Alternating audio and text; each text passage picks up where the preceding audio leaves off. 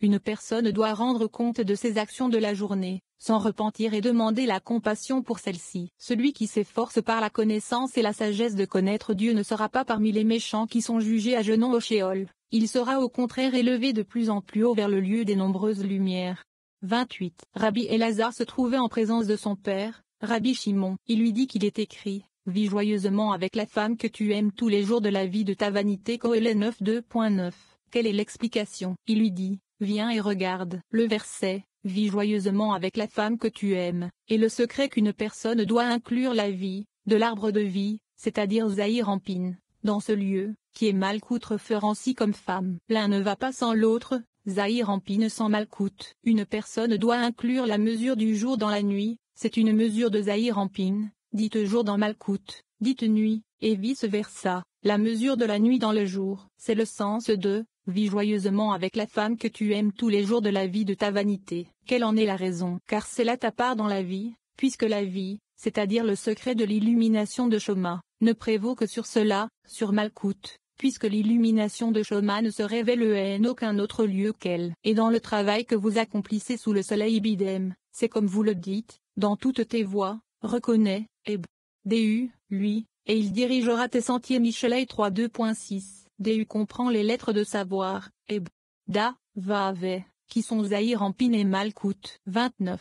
Venez et voyez, tous les mondes du roi Salomon sont profondément cachés dans la sagesse. Ces versets donnent l'impression que la restriction a été supprimée, puisqu'il est dit ensuite: tout ce que ta main trouve à faire, fais-le avec ta force, car il n'y a pas d'ouvrage, ni de dispositif. Kohélet 9:10. Ce verset doit être étudié attentivement. Salomon, qui avait une sagesse supérieure à celle de tous les habitants du monde, a-t-il vraiment dit cela? 30. Il répond: c'est seulement que toutes les paroles du roi Salomon ont été prononcées dans le secret de la sagesse. Venez et regardez, tout ce que ta main trouve à faire, fais-le avec ta force. Cela signifie qu'une personne doit inclure la gauche dans la droite, et que tout ce qu'elle fait ne doit être composé que de la droite. Tout ce que ta main trouve à faire est la gauche, qui est appelée main, et faire.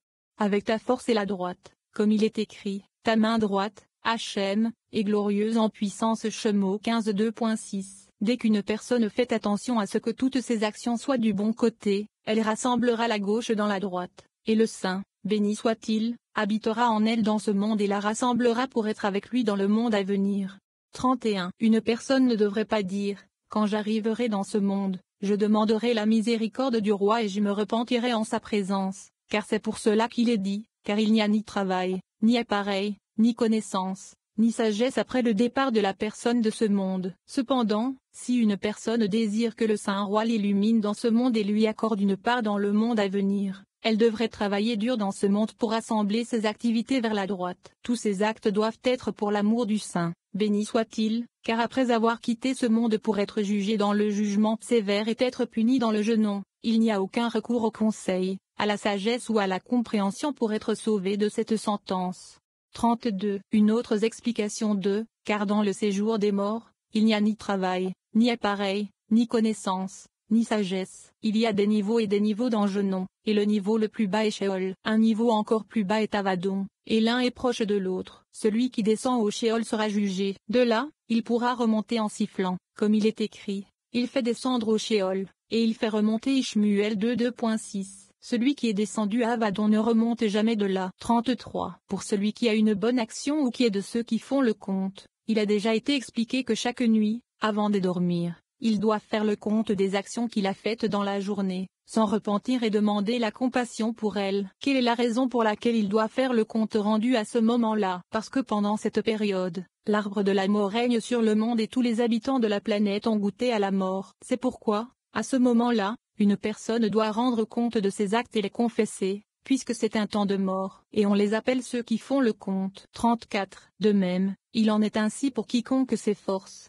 dans la connaissance et la sagesse, de connaître son maître. Après société anonyme mort, lorsqu'ils le passeront pour regarder et contempler ces méchants qui sont jugés à genoux au niveau Sheol, ou tous cris de ces niveaux, il ne restera pas là et ne sera pas parmi eux. À ce sujet, il est écrit, car il n'y a ni travail, ni appareil, ni connaissance, ni sagesse, dans le Sheol. Il n'y a la personne qui ait une bonne action, ni personne qui ait un appareil, un calcul ou une connaissance, c'est-à-dire quelqu'un qui s'efforce de connaître, car tout cela n'est pas dans le séjour des morts, et on le trouvera de plus en plus haut, là où il y a beaucoup de lumière, de bougies et de choses délicieuses. Et le Saint, béni soit-il, vient se réjouir avec le reste des justes dans le jardin d'Éden. Loué soit le sort des justes dans ce monde et dans le monde à venir. À leur sujet, il est écrit, les justes rendront grâce à ton nom, les hommes droits habiteront en ta présence. Tehillim 142.14. 8. Mais les Lévites feront le service. Rabbi Abba nous dit que lorsque Dieu a voulu créer le monde, il l'a fait avec la Torah, et grâce à elle, le monde est devenu parfait. Quand Adam a émergé dans le monde était parfait. Mais quand les esprits et les démons ont émergé, le monde semblait être défectueux et manquant. Cependant, lorsque les enfants d'Israël ont été sanctifiés, les Lévites ont été placés sur le côté gauche pour restaurer la gauche. C'est pour cette raison que les Lévites doivent être purifiés, car ceux qui ont achevé la perfection du côté gauche ont mis fin aux défauts du monde. Rabbi Abba dit que si le jugement n'avait pas existé dans le monde, les gens n'auraient pas suivi la Torah et n'auraient pas accompli tout le service qui doit être fait pour Dieu, et qui est fait par les Lévites. Rabbi Tchak nous dit que dans le futur, Dieu éclaircira la lumière de la lune pour qu'elle soit aussi brillante que le soleil, et qu'il éclaircira le soleil cette fois c'est qu'il est maintenant. 35. Mais les Lévites, Lévites, ils feront le service de la tente de la rencontre. Bemidbar 18h23. Rabbi Abba a ouvert la discussion avec le verset, c'est lui qui est assis sur le cercle de la terre. Yeshaïa 42.22. Venez et voyez, lorsque le Saint, béni soit-il, a voulu créer le monde, il s'est élevé dans sa volonté et il l'a créé avec la Torah, et grâce à elle, il s'est perfectionné. C'est ce qui est écrit, lorsqu'il a établi les cieux, j'étais là. Michelet 8h27, et il est écrit, j'étais alors près de lui, comme un nourrisson. Eb. Amon, Ibidem 30. Il a été expliqué que nous ne devions pas prononcer Amon, mais plutôt Omahan, lit. Artisan, elle était pour lui l'artisan de l'univers.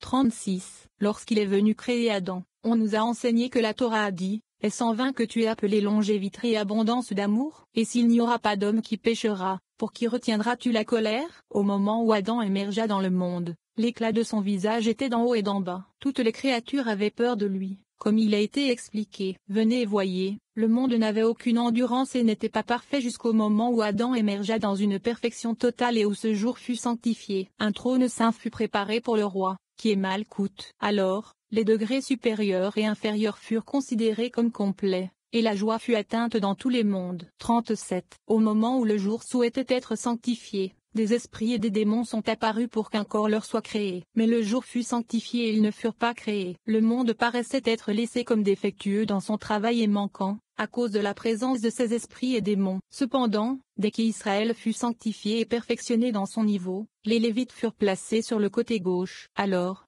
ce défaut du monde a été perfectionné, ce qui a été fait sur la gauche, à cause de l'existence des esprits et des démons, parce qu'à travers les Lévites, la gauche a été transformée en droite et la gauche a été restaurée. 38. Par conséquent, les Lévites doivent être purifiés et tout doit être rassemblé dans le droit afin que le monde ne soit pas vicié. À cause de cela, il est écrit, mais le Lévite, lui, fera le service. Celui qui a achevé la perfection du côté gauche a mis fin au défaut du monde. Même le côté nord qui manquait dans le monde lorsque le Saint, béni soit-il, a créé le monde, les Lévites l'ont aussi complété, car les Lévites à l'arche ont tout complété. Que signifie à l'arche? Cela signifie qu'avec ce fardeau qu'ils portaient au tabernacle, pendant la période de voyage du tabernacle, tout ce qui était défectueux a été restauré à la perfection. 39. Mais le Lévite, lui sera, il fait allusion à la gauche en haut, ce qui signifie qu'il restaure la gauche ENO. Le pronom il indique qu'il est inclus de la droite. En outre, il est l'ancien, c'est-à-dire Keter, car son service et société anonyme restauration s'étendent jusqu'à Keter, puisqu'il indique le cachet. Si le jugement, qui est le secret de l'amendement des Lévites, n'avait pas existé dans le monde, les gens n'auraient pas été conscients de la foi la plus élevée, et les gens ne se seraient pas engagés dans la Torah, et les commandements de la Torah n'auraient pas été gardés, et les gens n'auraient pas accompli tout le service qui doit être fait dans ce monde pour le Saint Roi, qui l'accomplit. On dit, les Lévites, 40. Mais le Lévite, lui, servira, il est comme il est écrit, Hachem, il est l'Élohim de Varim 4h35, car par lui cette unification est accomplie. Il finalise cette perfection afin que tous soient un, afin que tous les niveaux s'unissent et s'unifient pour devenir un. Il indique l'extension de la gauche vers la congrégation d'Israël, qui est Malkout, comme il est dit, sa main gauche est sous ma tête Shor Hachorim de 2.6, afin de se connecter après. Cet accouplement est la signification secrète de son bras droit maîtrin, qui éveille cet amour de société anonyme main gauche et sous ma tête, qui est le secret de l'amour marital. On dit que c'est lui, le levier, et aussi lui, comme il est écrit, c'est lui qui nous a fait, et nous lui appartenons. Tehillim 102.3, qui renvoie au Saint, béni soit-il. Par conséquent, il pointe vers le bas pour réparer la faute qui est dans le monde, et il est en haut pour réparer la faute qui est en haut. Il révèle ouvertement la foi et le service dans le monde, et il est caché, ce qui nous renvoie à l'ancien. Il est l'Élohim, ce qui indique l'unification de Yud et Vav. Il est l'Élohim comme mentionné. 41. Rabbi Tchak a dit, dans le futur, le Saint, béni soit-il, est destiné à éclairer la lumière de la lune pour qu'elle soit aussi brillante que le soleil. La lumière du soleil sera 7 fois plus brillante, comme il est écrit. De plus, la lumière de la lune sera comme la lumière du soleil. Yeshaïa 32.26. Il est également écrit, ton soleil ne se couchera plus, et ta lune ne se retirera plus. Yeshaïa 62.20. Et il est encore écrit, le soleil ne sera plus. Ibidem 19. Moïse parle du commandement de racheter le premier-né, et du fait que si quelqu'un ne rachète pas son nefesh, son rua et sa neshama dans la Torah, il est destiné à se réincarner à nouveau. Il parle également des 3 temps de l'exil et de la dernière rédemption. Reya Memna, le berger fidèle, 42. Vous racheterez tout ce qui ouvre le ventre de toute chair. Et le premier-né des bêtes impures. Bamidbar 18h15. Ce commandement consiste à racheter le premier-né d'une mule, c'est-à-dire à se racheter lui-même pour le monde à venir. Si avant d'aller dans ce monde, il ne rachète pas son nefesh, son rua et sa neshama dans la Torah, il est destiné à revenir et à se réinsérer dans ce monde comme à l'origine. Comme il est dit, il retournera au jour de sa jeunesse. Io 33.2.25, et recevra le nefesh, le rua et la neshama. 43. Il est écrit, voici, elle fait toutes ces choses 2 ou 3 fois avec un homme. Io 33.2.29, c'est-à-dire les enfants d'Israël, puisque leur rédemption a lieu sans la Torah, qui est comme l'argent, et Kezef, qui est Kizufali, plaisir, du monde à venir. Ils sont retournés 3 autres fois en exilé, lors de la dernière rédemption où ils seront rachetés par la Torah. Ils ne retourneront jamais en exil. Les rabbins vinrent lui donner leur bénédiction en disant, berger fidèle, le Saint, béni soit-il, te rachètera et tous les enfants d'Israël seront rachetés par toi, tu seras renouvelé avec eux et eux avec toi. 9. L'organisation du foyer. Moïse compare une femme vertueuse à la Shechina, disant que quiconque fait preuve de bonté à son égard recevra une récompense inestimable, mais que quiconque commet un péché à son égard recevra une punition sans commune mesure. Il nous dit que toute personne qui hérite d'une neshama, d'un rua ou d'un nefesh de la Shechina n'a pas besoin d'être rachetée. La rédemption de la Shechina dépend de Dieu, et cette rédemption est dessinée par les Tophilins, l'observation du Shabbat, le marquage des jours de fête, la marque de la circoncision. La Torah est avec plusieurs préceptes. 44. Le précepte suivant est le traitement des arrangements domestiques. Dans le secret de la sagesse, la maison d'un homme et sa femme. Si elle est une femme de bien et de mal et qu'il souhaite échanger une mauvaise femme contre une bonne, il doit la racheter de ce mal et lui donner sa valeur. Cependant, il est dit à propos d'une femme de l'arbre de vie, c'est du malcoute, l'or et le verre ne peuvent l'égaler, et on ne l'échangera pas contre des vases d'Orphanio 28.2.17. Elle est inestimable, comme il est dit, une femme vertueuse est une couronne pour son mari. Michelet 12.2.4, et il est également dit, qui peut trouver une femme de valeur. Michelet 31.2.10, c'est la Shechina. Quiconque fait preuve de bonté envers elle recevra une récompense inestimable, et quiconque commet un péché envers elle recevra une punition sans commune mesure.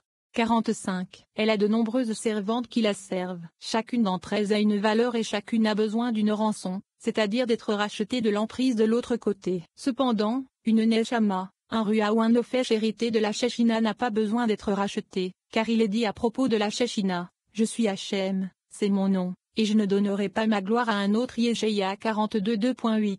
Sa rédemption dépend du Saint, béni soit-il, que les Israéliens attirent à elle par le nœud des Tophilins, par le signe du Shabbat, par le marquage des jours de fête, par la marque de la circoncision, par la Torah et par de nombreux préceptes. Puisque sa rançon dépend du Saint, béni soit-il, voici ce qu'il est dit, mais j'ai agi pour l'amour de mon nom. Yeshézéchiel 22.9, et pour elle, et pourtant pour tout cela, Zo, Vayikra 26.2.44. De cette manière, les gens accomplissent de nombreux préceptes afin de recevoir une récompense. Chaque précepte a une valeur dans ce monde. Cependant, la punition de celui qui les transgresse n'a aucune valeur. 10. Consacrer ses biens aux prêtres. Moïse parle de la colère, disant qu'il y a poison mortel dans la rage, et que lorsqu'on est en colère, c'est comme si on était un adorateur d'idoles.